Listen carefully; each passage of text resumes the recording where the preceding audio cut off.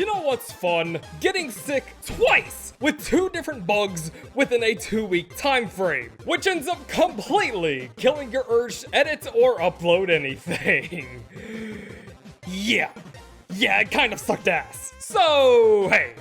Sorry for the content delay. Now, to help get myself back into the whole video creation shtick, we're gonna be doing something rather simple today. Nothing too funny hee or editing intensive. We're just gonna be doing some augment coverage while I get my groove back. And yes, I know, this is some basic bitch content. So we got these new augments a few weeks ago, so I know I'm quite late to them, but what the fuck do you want from me? And honestly, I wanted to cover them anyway, since augments, while I struggle to find the mod slots to use them, are still my jam.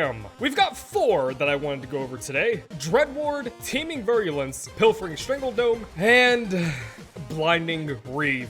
Yeah, if you couldn't tell, that last one, I'm gonna go off hard on it. So, let's check out Dread Ward. This is an augment for Bloodlust, and it makes her unkillable whenever Dreadmere kills a target for a specific period. Now, this augment is one of those don't judge a book by its cover sort of deals, because at first glance, it just looks like it gives her a few seconds of invincibility. And I mean, big whoop, right? I mean, it's decent. Garuda isn't exactly a damn Anaros or anything. This chick can put out numbers, but she can't exactly take them in return unless she hot glues her ass to a blood altar plus a trinity with an unhealthy obsession with her 4 button. But the description of the augment is worded a bit weirdly. Instead of saying she's invincible, it says she's unkillable. And at first I thought maybe the writer for this augment had one too many Canadian snow blends and just forgot what consistency is, but it is an apt description. She can take damage after killing an enemy with her 1, but the damage will not kill her. So the entire point of this augment is to let her take more of a risk-free advantage of her passive, which boosts her damage output the lower her health is. Sadly, this is one of those works on paper augments as well. I mean, I like the idea, but the execution ain't great. Garuda's passive only grants a damage bonus. It's not affecting your power strength or anything like that. So let's say that you are at the lowest possible health and you have that juicy 100% damage increase. Well, that's not going to charge your blood ball any faster, nor is it going to give your 4 a better chance of bleeding.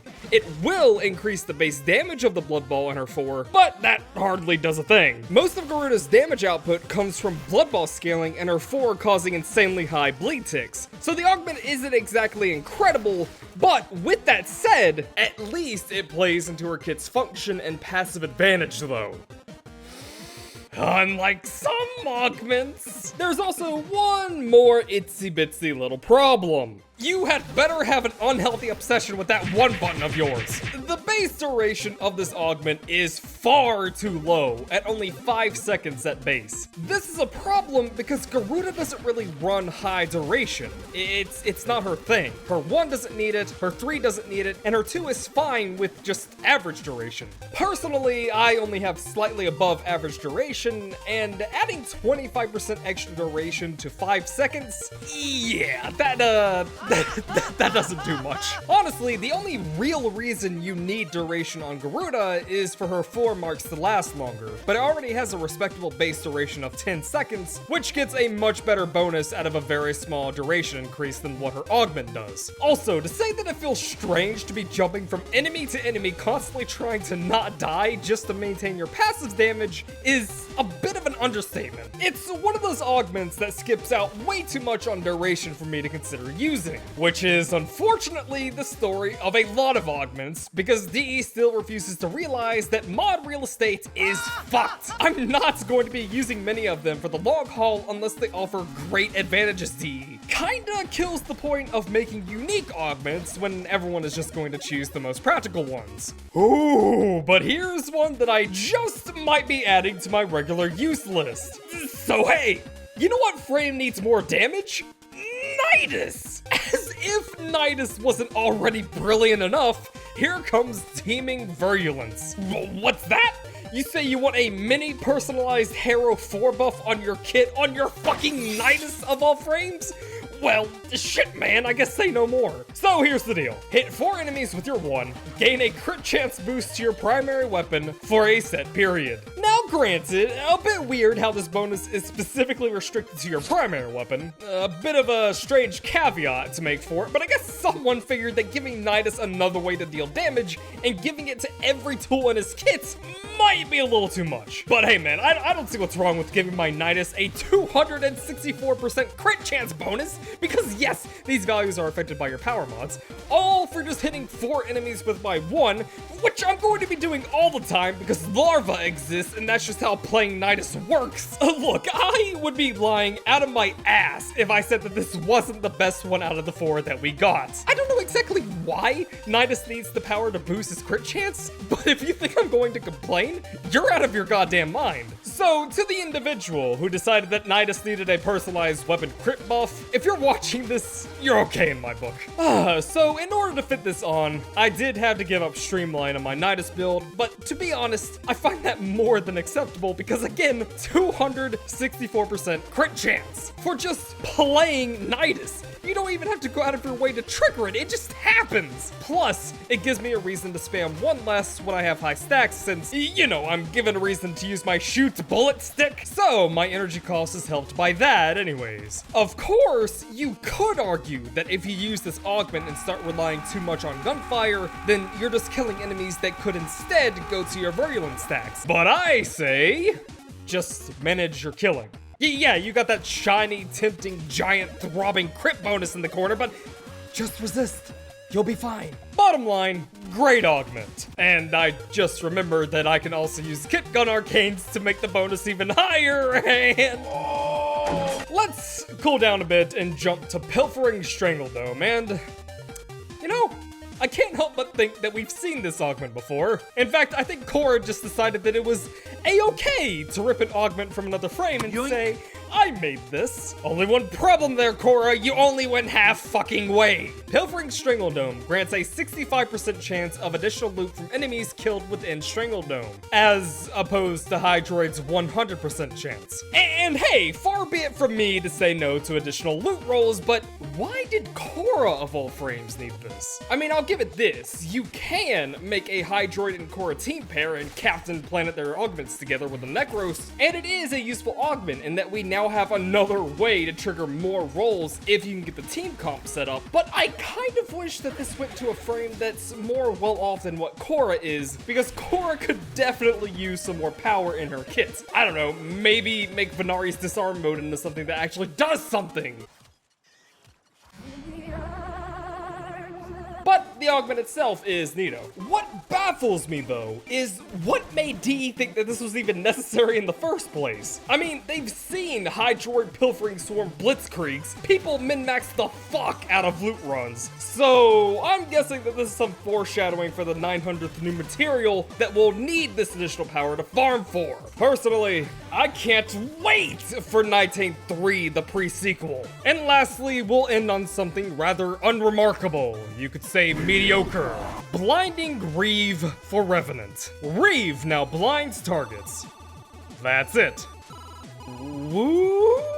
I mean, don't get me wrong, it's the most basic concept for an augment I could think of, and the effect itself is okay, but for what reason is this on Revenant? And to be frank, if we're gonna be giving Grieve a blind effect, this is one of those augments that really should have just been incorporated into the base power, because this augment does not offer anything to Revenant's kit. See, I was expecting that maybe it would be another Dreadward situation where I took it at face value before realizing that it did have a function and a purpose. Like maybe you blind some of your thralls, then melee finisher them, and maybe that strengthens the geysers they spawn on death? I mean, I had zero reason to expect this, but I don't know. In fact, you know what? I take it back, actually. It shouldn't be incorporated into the base ability because it even seems to hamper his kit. How so? Because he can blind his own thralls, so they won't be able to hit enemies to spread the thrall status effect. These dickheads already aren't a threat to my team, so what use is there in letting me blind them? This augment feels like it was just picked from a bin and slapped onto Revenant without any thought as to what it might do to his kit. That is to say, nothing! At least Cora's is a direct advantage, and while it's not very fitting for her, it does offer something that folk are going to want. But it's also not like Teeming Virulence, where the bonus is so great that you would obviously want to use it, even though it may not directly play into the Frames kit. Yeah, if you think I'm gonna sit here and try telling you the intricacies of how Teeming Virulence makes Nidus' kit better, you have another thing coming. It's just a really good bonus. Now look, a blind CC can be pretty handy when it makes sense to put it on a frame. A blind CC would be cool on Wukong. It would be cool on something like a Valkyr. But a blind CC isn't going to make my Revenant Disco Ball any harder, nor does it aid my thralls in any way, considering that, again, I can blind them! Wow.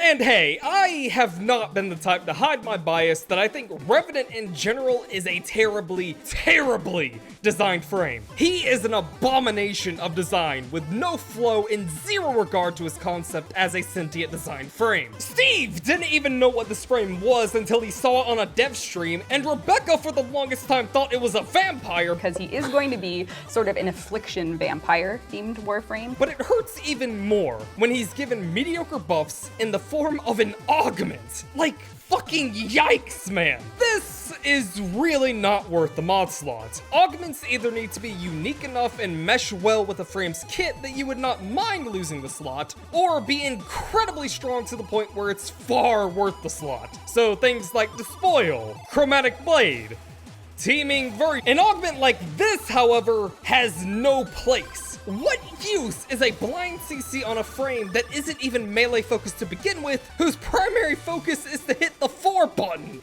I know this kind of turned into let's shit on how Revenant is about as well built as a Graham Cracker House the sequel, and to be honest, the augment itself is basic as hell. There's nothing really wrong with the actual effect of it, it's just the frame that they lumped it with is what really got my goat. And that's all we got. Augments, they can be fun, they can be frustrating, they can give me blue balls, but I do like them when they make sense. And it's not something like, I don't know, a function that has long since been replaced by a universal function and hasn't been updated to reflect that.